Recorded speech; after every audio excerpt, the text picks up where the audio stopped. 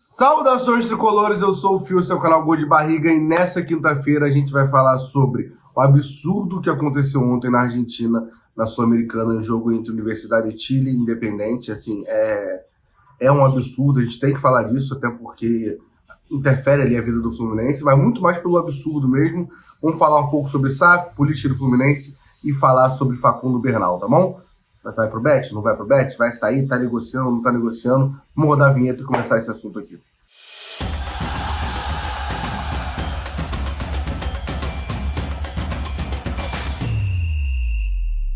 Antes de começar, eu vou pedir para você deixa o like, se inscreve no canal, que ajuda muito aqui, tá? Hoje vamos bater 15 mil inscritos. Estou profetizando isso aqui, mas depende de vocês. Então, se você tá vendo esse vídeo e não é inscrito, inscreva-se aqui, clica, se inscreve, que ajuda muito, e deixa o like se você já é inscrito, tá bom? Vamos lá, cara, vou começar pela ordem cronológica, que é falar sobre SAF. Ontem teve a atualização sobre SAF, na correria de ontem, de 15 mil gravações ali, não consegui falar sobre SAF. Sim, para ser bem sincero, não tem muito o que falar. Eu acho que vou passar a notícia, né? O Lauro Jardim deu duas notas. Uma, ele diz que já existe essa proposta, que já chegou na mão da BTG, e provavelmente em setembro a gente já vai ter essa informação para ser votada, o Fluminense passar para os sócios para ser votada, né? E ontem ele trouxe mais informações falando que as cotas devem ser mínimas no valor de 10 milhões da galera que vai aportar o dinheiro ali, né? Diz até que venda com valores mais acessíveis vão ser estudados, e que tem Guilherme Paes, que é um sócio relevante da BTG, o André Esteves, o Luiz Braga, o Thiago Luca, que eu confesso que eu não sei quem é o CEO da Frescato. E tem uma galera que já está encaminhada para colocar esse dinheiro. Confesso que acho o valor pequeno quando você para analisar, e aí já vi uma galera reclamando disso em rede social, mas assim, eu acho que enquanto não tiver a proposta na nossa mão para a gente poder avaliar, fica tudo muito difícil da gente comentar aqui.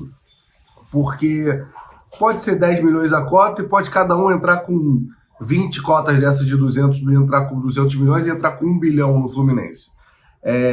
E mesmo assim, aí eu já vi gente falando que vai entrar, aí a especulação não é informação, né? Eu vi algum meio especular em rede social que não vai ser 500 mil reais esse valor. E aí o pessoal já é desesperado, 500 mil é muito pouco.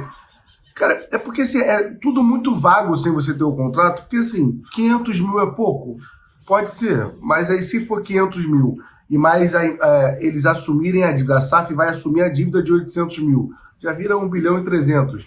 Se for 500 mil, mais assumir a dívida e um aporte por ano de 200 milhões no futebol. Tudo isso é muito relativo, a gente precisa saber. Às vezes vale mais a pena o cara entrar com 100 mil, mas ele garantir que vai entrar 300 milhões todo ano, 100 milhões, né? Ele vai entrar com 300 milhões todo ano, do que ele entrar com 1 bilhão e não ter nada em contrato que ele tem que colocar dinheiro ali. Então tudo isso vai depender muito. Eu acho que é muito precipitado a gente dar qualquer opinião sobre o SAF, a não ser, assim, eu tenho a opinião que nesse momento eu não gostaria que o Fluminense virasse SAF. Sei que tem uma galera que acha que sem SAF a gente não consegue, eu concordo que é mais difícil, mas a questão não é que eu acho que não tem que ter SAF. Nesse momento, eu acho que existe sim uma evolução no Fluminense, uma evolução que é talvez muito mais devagar ou mais devagar do que a gente gostaria, mas acho que o Fluminense está conseguindo ganhar uma Libertadores em 23, a gente em 22, a gente fica na segunda posição ou terceira posição, sempre confundo, do Brasileirão, a gente chega na semifinal da Copa do Brasil, em 2025 agora, a gente chegou nas quartas, na semi do Mundial, da Copa do Mundo de Clubes, a gente, cara, tá muito bem encaminhado, tanto na Sul-Americana como na Copa do Brasil, então a gente está disputando alguns títulos, a gente melhorou as nossas vendas, se a gente parar, a gente perdia jogador de graça. A gente perde Evanilson ficando com porcentagem dele, a gente perde Marcos Paulo de graça, a gente perde Miguel de graça, jogadores que tinham potencial de perder de graça, até jogadores que não deram nada, não deram em nada. Mas assim, hoje quando a gente parar para analisar, a gente vendeu o Cauã Elias por 19, vendeu o Arias por 22, o passe não era nosso, mas vendeu o André por mais de 20. Então assim, tudo isso mostra que o Fluminense sim está vendendo um pouco melhor, vendeu o Alexandre por 10, quando você para analisar lá atrás, 10 era uma grande venda do Fluminense, era o Luiz Henrique saindo por 8, se eu não me engano, né? Então, você avaliar que estão melhorando as coisas aos poucos, Mas concordo que a gente ainda fica muito atrás de Flamengo e Palmeiras, e talvez o Botafogo, que está nessa estabilidade que a gente não sabe o que vai acontecer com o Botafogo. Mas acho que sei lá, não acho que é o momento. Eu acho que dá para o Fluminense esticar um pouco mais essa corda e valorizar mais. Eu confesso que isso não é informação, isso é uma opinião minha, né? Acho muito estranho a BTG ficar procurando alguém durante todo esse tempo, durante 3 anos, e aí ela achar na reta finalzinha ali, a proposta vai ser lançada na reta final do período Mário Bittencourt. Confesso que não me soa legal, assim, parece muito que é esticar a corda até o final, no final vão aparecer com a proposta. Pode ser só uma coincidência? Pode, tem muita chance de ser, já falei isso aqui, não é informação, mas me incomoda um pouco, parece que atrasaram muito, que eu concordo, é uma coisa que tem que ser estudada, mas em nenhum momento nunca foi passado, até onde a gente sabe não chegou proposta nenhuma, e aí na reta final, antes de mudar, de ter eleição, eu acho tudo muito meio confuso, tá? Vamos falar, eu só queria dar minha opinião, que, mais uma vez, eu acho que a gente, como aqui é o canal Gol de Barriga, mas vocês sabem que eu sou um dos sócios do Jornada, eu acho que a nossa ideia como Jornada e o nosso comprometimento com vocês vai ser o tempo inteiro trazer o máximo de informação possível para jogar perante essa votação. Provavelmente a SAF vai sair mesmo nessa votação e o nosso objetivo é mostrar o máximo de informação para vocês, trazer convidado que entende de SAF, depois que sair ali os números para a gente poder avaliar junto com vocês. E claro que a gente vai dar a nossa opinião, mas muito mais que tomar partido, a gente apresentar as informações para vocês. Acho que essa é a proposta. Vamos falar de um assunto bem sério, bem chato, cara. Confesso que eu não vou colocar as imagens aqui, né? Mas acho que muita gente já viu o que aconteceu ontem à noite no estádio do Independente, né? O Independente e a Universidade de Chile estão na mesma chave que a gente, né? O Fluminense vai descobrir hoje quem ele vai enfrentar nas quartas de final entre Central Córdoba e Lanús, né? Lembrando que Central Córdoba ganhou em casa o primeiro jogo de 1-0. E do outro lado, o Alianza Lima se classificou e estava esperando o adversário entre Independente e Universidade de Chile, a Laú, né?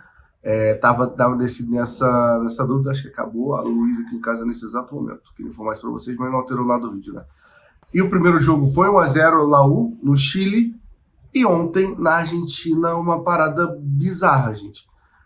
Existe uma rivalidade entre as torcidas organizadas, as barras bravas, né, da Argentina e do Chile. Os relatos que a gente tem, né, o jogo estava empatado em 1-1 ali no primeiro tempo. Os relatos que a gente tem é que torcedores da Universidade de Chile jogaram uma bomba na torcida do Independente e chegou a ferir algumas pessoas, né? Tem vídeo, tem imagem de um cara até ferido com a cabeça sangrando, pelos os estilhaços ali acabaram acertando. E aí a polícia retira os torcedores ali, né, a barra brava da parte de visitante, mas tem imagem deles prendendo ali em torno de 90 pessoas, mas ficaram lá umas 15 pessoas ainda. E aí a torcida do Independente invade, aparentemente não parece ser torcedores da barra brava ali, e cenas assim, a polícia não aparece em nenhum momento, a impressão que dá é que a polícia liberou a invasão, todos com barra de ferro, e aí tem imagem, vocês já viram, né? Mais uma vez eu vou botar que as imagens são fortes, mas a gente está falando de uma altura como se fosse ali do Maracanã, do final ali da parte de cima do Maracanã, uma altura muito alta, né? Não sei quantos metros ali, mas bota aí 3, 4 andares.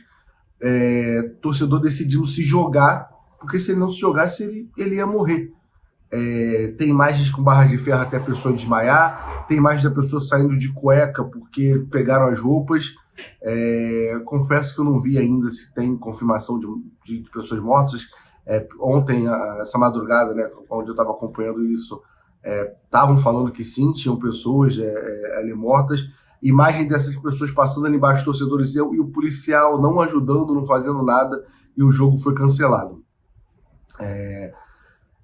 O mínimo era uma punição onde nenhum dos dois times pudessem competir mais a Sul-Americana, principalmente a torcida do Independente. Assim, não pode ter nenhum dos dois. Outro jogou bomba também, e também são responsáveis por quem ficou lá preso, porque tudo começa assim, dessa forma, né? Eu acho que assim, os dois times tinham que ser eliminados. A gente viu o Colo-Colo contra o Fortaleza agora tomar um 3-0, né? Porque o jogo foi paralisado e o Fortaleza não tinha culpa de nada e acaba ganhando, né? Acaba passando por causa disso. E naquela hora não foi nem briga entre torcidas, né? Foi briga entre o Colo-Colo, a torcida do Colo-Colo e a polícia. A polícia mata, acho que são 2 adolescentes, são 2 menores de idade, ou pelo menos um é menor de idade com certeza. E aí, quando chega a informação, a torcida invade o campo e paralisa o jogo. É muito óbvio que o certo era isso e o Fluminense enfrentaria o Alianza Lima na final, na semifinal, né? Já estaria certo, o Alianza Lima passaria já automaticamente para a semifinal. E o caso Fluminense passe de Central Córdoba e Lanús, né? Só para deixar isso aqui registrado. Mas é a Conmebol, né? É a Conmebol que força em punir o sinalizador, em punir, sei lá, se a gente atrasar alguma coisa, se punir se fizer uma imagem que... A gente está falando pensando em questão de imprensa, né? Se a gente for fazer uma entrevista sem esqueci o nome da palavra agora. Mas a propaganda ali, a marca da Conmebol atrás, dentro de 48 horas, é toda essa loucura. Isso são muito rígidos. Mas aí quando envolve racismo, quando envolve morte, quando envolve uma violência, poderia ser a gente, poderia ser a torcida do Fluminense ontem no Estádio Independente. E poderia acontecer isso. Então assim, poderia ser amigos meus, amigos nossos, poderia ser familiares nossos. Então assim, o que a gente espera é uma punição grave. Mas não sei, sendo bem sincero, não consigo confiar na Conmebol a esse ponto. Espero que aconteça, a gente vai trazer informação aqui quando sair as informações, não sei se no decorrer do dia já vai ter essa informação, mas é uma situação muito bizarra, ainda mais para quem viaja, quem acompanha jogos fora de casa, você consegue muito se colocar nesse lugar, né? Você poderia estar ali e poderia levar, vou dar um exemplo, eu quero levar meu filho na final da Sul-Americana, caso a gente chegue na final, né? Uma mulher que tem 9 anos. Poderia estar passando isso com ele. E pior, eu ainda estaria trabalhando na tribuna, ele estaria lá com um amigo meu, com a minha namorada, com amigos meus ali, e eu não poderia nem estar ali do lado dele. Então, assim, é algo surreal. Acho que o Brasil, nesse ponto, ainda está longe de ser perfeito, né? A gente existe briga, que para mim é um problema muito mais da sociedade do que em si aqui, mas o estádio em si hoje no Brasil é uma sensação muito mais segura do que nos outros estádios da América do Sul. Isso eu acho que é uma coisa meio óbvia, né? Quero sua opinião sobre isso, tá? Vamos falar de assuntos mais leves agora, mas é um absurdo que aconteceu ontem. Vamos de notas mais rápidas agora. Uma é sobre Facundo Bernal, né? Segundo a notícia que vem de lá, da Espanha, do Gonzalo Tortosa, o empresário Pablo Betancur do Bernal está na Espanha tentando viabilizar o negócio dele para ele sair do Fluminense para ir para o Real Betis, com o aval do Bernal, essa informação que chega de lá, mas o Fluminense tem resistido a negociar, porque não quer negociar o Bernal agora. E ontem à noite o Wilson Forte da Central Fluminense confirmou com o staff do Bernal que o empresário dele realmente está na Espanha tentando intermediar a ida dele para o Real Betis. Então, assim, a gente tem a confirmação do lado do Bernal, do staff do Bernal, que o empresário dele está lá tentando intermediar essa saída. O contraponto, o Bernal postou ontem uma fotinho com a bandeirinha do Fluminense, da Hungria, né? Uma bandeira do Fluminense de sempre. E aí você interpreta isso como você quiser, sendo bem sincero. Acho que o Fluminense está certo em negociar o Bernal e não negociar o Bernal. O Bernal, acho que ele fez 22 anos, inclusive, hoje ou ontem, foi aniversário dele. Acho que ele tem potencial para crescer ainda. Acho que a gente não viu o máximo do Bernal e é um jogador que eu gosto muito, importante Fluminense nessa reta final. Dessa reta final de ano, né? Reta final, estamos em agosto ainda, mas vocês entenderam. Então acho que é um jogador que a gente não pode perder e acho que não é bom para o Bernal também. Acho que o Bernal consegue ainda crescer no Fluminense para o mercado um pouco maior que o Real Betis. Claro que a gente não sabe os valores, né? Que não chegaram, não teve informação disso ainda, mas a informação que a gente tem é que o Fluminense... O Mário fala na entrevista dele com o Penido que tiveram interesse em alguns jogadores, ele fala Martinelli, Freitas, Bernal, Canóbio, posso estar esquecendo algum, tem mais jogador aí, mas que não, ele já recusou e não chegou nem a ser uma proposta. Então talvez seja esse o caminho, ele está recusando, ele vai recusar e não vai chegar a nenhuma proposta, mas a gente sabe que temos um empresário trabalhando para a saída de Facundo Bernal. Eu não sei se ele não está satisfeito por estar no banco, ou se é só empresário trabalhando, assim como o Kevin Serna tá trabalhando o tempo inteiro. Eu vou pedir uma desculpa que tá tendo obra aqui na fachada do prédio, talvez tá vazando alguma coisa, tá? Mas só pedir desculpa se estiver vazando. Enfim, essa é a opinião. Eu quero que o Bernal fique, e acho que o Fluminense está certo em não negociar a Bernal nesse momento. A gente já está reclamando que não trouxe jogadores muito bons nessa janela. Se a gente perder mais um jogador ali do área importante como o Bernal, apesar de hoje ser reserva do Fluminense, mais uma vez eu queria ele titular em muitos jogos, mas a gente seria pior ainda essa janela, né? Vamos de... Só para aproveitar isso aqui, porque eu acho que não cabe uma parte só para ele, né? Soteldo voltou a treinar com bola, tá? Eu não vou fazer um comentário, vocês sabem a minha opinião sobre o Soteldo. Ele voltou a treinar com bola. Até quando? A gente não sabe. Falar do próximo, vai ser próximo e último assunto. Vai ser rapidinho também. Cara, o próximo assunto para fechar esse vídeo é uma coisa bem rápida, tá? Que passou batido, acho, pela maioria ali. Mas Anselmo Góes soltou a nota no jornal o Globo que o ex-vice-presidente do Fluminense, médico e empresário Celso Barros, anunciou sua pré-candidatura à presidência do Fluminense para essa próxima eleição, né? E aí, até aí, isso me incomoda pouco. Agora, tem esse final aqui que eu acho que vale um certo comentário, tá? Que a chapa de Barros terá como vice-procurador Rafael Rolim. O empresário adiantou que irá buscar uma união junto à oposição, que já conta com outros pré-candidatos. E aí, cara, eu acho que vale o comentário porque o Celso Barros é um cara com história no Fluminense, né? Por ter sido ali o presidente da Unimed e foi nosso patrocinador por muito tempo. E o Rolim, porque foi a principal oposição do Mário na última eleição.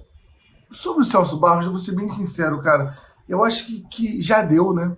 Já deu assim, já deu em 2015, já tinha dado, né?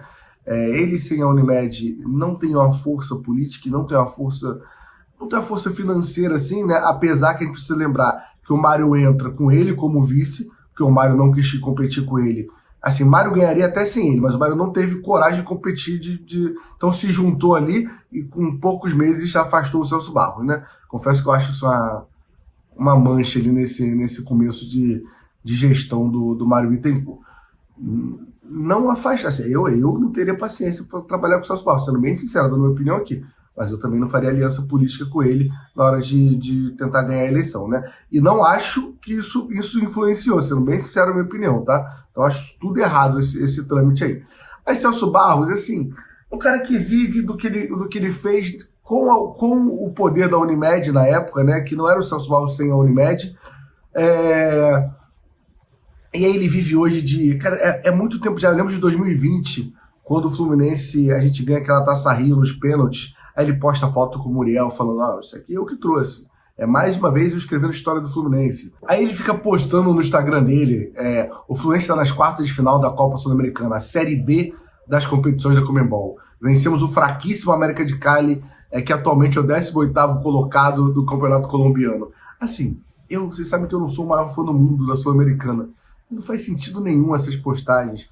Eu lembro que acho que ele se candidata em 16 como presidente e eu cheguei aí, um amigo meu me chamou na época, tá sendo trabalho, um amigo meu me chamou, comes e bebes ali no Salão Nobre, vai ter a apresentação de campanha do Celso Barros, eu fui com ele, e é o constrangedor já era muito constrangedor, ele exaltando o Rubens Lopes da Ferj, e ele falando que a única coisa que a gente ganhou era a primeira ninguém liga, ele chamava de primeira ninguém liga, assim, é uma loucura. Então o Celso Barros já é uma loucura.